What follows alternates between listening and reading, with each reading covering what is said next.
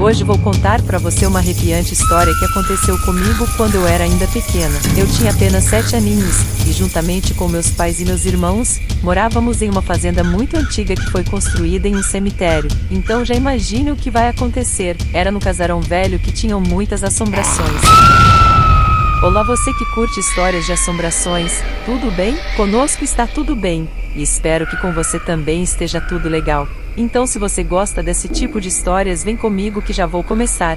Mas antes quero que considere se inscrever aqui no canal e clicar nos sininhos das notificações. É rápido e grátis. Assim o YouTube vai te avisar quando postarmos uma nova história. Então vamos lá. As almas perdidas que assombravam a fazenda Sapé. Em um casarão muito mal assombrado feito em cima de um cemitério nós morávamos. Era uma fazenda muito antiga que várias gerações já moraram lá, e muitas morreram e foram enterradas lá. É verdade, naquela época era costume de os familiares sepultar seus entes queridos ali mesmo na terra onde eles moravam. Então em um lugar das terras da fazenda escolhido tinham as devidas sepulturas. Então a noite era um terror. Eu tinha apenas 7 anos de idade e não entendia muito bem o que estava acontecendo. Muita coisa que acontecia eu achava até normal. Eu via muitas pessoas vestidas de branco perambulando pela casa durante a noite. Lembrando que lá nessa época não tinha energia elétrica, então toda a claridade que tínhamos vinham de luz de lamparinas e velas. Era muito escuro se comparado a hoje. E assim tínhamos que dormir muito cedo, sempre às 20 horas mais ou menos, então todos os dias nesse horário íamos para a cama. Eu, meus irmãos e meus pais.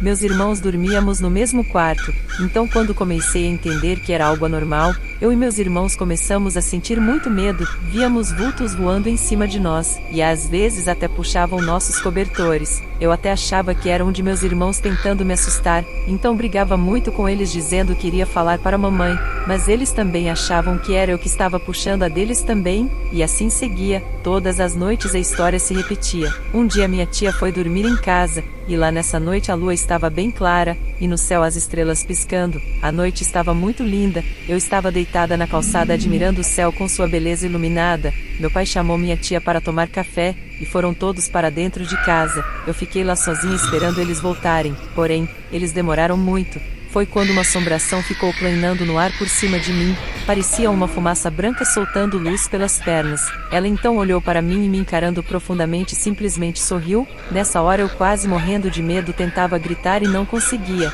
tendo um tipo de paralisia. A assombração me prendeu na calçada e tampou minha voz sem encostar em mim. Eu estava completamente dominada, sem nenhuma chance. Você já imaginou como seria isso acontecendo com você? Me diz aqui nos comentários como você se sentiria, o que você faria me diz aqui. Então continuando, quando eu achei que estava perdida, a assombração olhou para o lado, aí parece que ela olhando deixou de me abduzir. Foi aí que consegui dar um grito pavoroso e meu pai veio correndo ver o que estava acontecendo, e até viu a assombração entrar na mata onde era o local onde ficavam as sepulturas antigas. Nessa nossa fazenda tinham várias mangueiras, e um dia, eu e minha sobrinha fomos buscar mangas, então eu falei para ela que iria subir e jogar as mangas para ela colocar no cesto. Então eu subi, e era muito alto os galhos das melhores mangas, chegando num determinado galho, quando levei as mãos para pegar umas das deliciosas mangas, vi um galo muito grande com os olhos grandes esbugalhados. Ele soltava fogo pelo bico, e estava querendo me atacar. Eu estava num galho muito alto, minha sobrinha vendo-me desesperada gritando não sabia o que fazer. Não sabia se corria para pedir ajuda ou se ficava. Ela era mais nova que eu, então com a ajuda de Deus e meu anjo da guarda eu consegui escapar e descer da mangueira. Então corremos muito. Para falar a verdade, até hoje quando me lembro disso fico pensando como é que eu consegui descer de lá. Então sem nenhuma manga voltamos para casa e nunca mais fomos lá outra vez.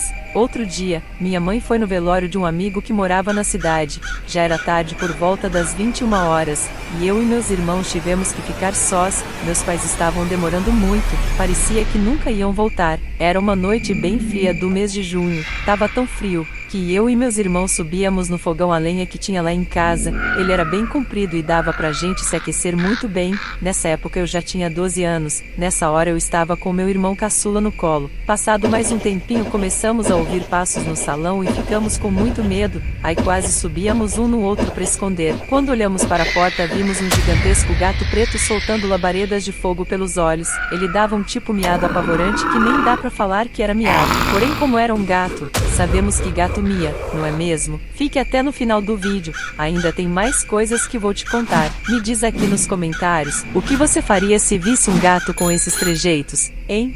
Então esse pavoroso gato ficou nos olhando pelo assoalho de tábua. Nesse momento começamos a gritar muito. Meu cunhado, ouvindo nossos gritos, saiu da sua casa, que era bem vizinha, e veio ver o que estava acontecendo com a gente. A porta estava fechada com tramelas. Ele passou o canivete no vão da porta para abrir. Vendo nós todos encolhidos no fogão, bem apavorados, nos tirou de lá rapidamente. Nós estávamos quase nos queimando no fogo. Passado mais um tempo, chegou minha irmã, que nos fez companhia até meus pais chegarem. Quando meus pais chegaram, contamos tudo para eles, mas não acreditaram em nós. Aí fomos dormir com tanto medo que eu e meus irmãos ficávamos chamando uns aos outros a noite toda. Ficamos com a cabeça embrulhada com a coberta até o dia amanhecer. Essa foi uma das mais longas noites que passamos com medo. O tempo passou e as assombrações continuaram a nos apavorar. Tinham alguns fantasmas de branco brilhante que ficavam por horas arrastando coisas no assoalho de madeira. O assoalho era bem velho, já fazia seu barulho natural de ficar estralando, que até de certa forma já era meio apavorante, não é mesmo? Imagine só você morar em um casarão velho que fica estralando, é um medo só. Me diz aqui nos comentários o que você acha. Então, quando eu completei 13 anos, mudamos para a cidade que ficava mais perto para irmos para a escola. Da nossa fazenda até a cidade eram 4 quilômetros, era bem longe para irmos a pé. Então fomos morar num sobrado muito antigo, feio e velho. Era bem escuro, apesar de ter muitas janelas de madeira. Nós abríamos todas, mas mesmo assim era escuro pra caramba. Tinha uma escada que levava ao quarto de cima, então disputamos os quartos e ficou assim. Eu e meus irmãos vamos dormir nos de cima. Lá tinha 2 quartos, um menor e o outro era grande.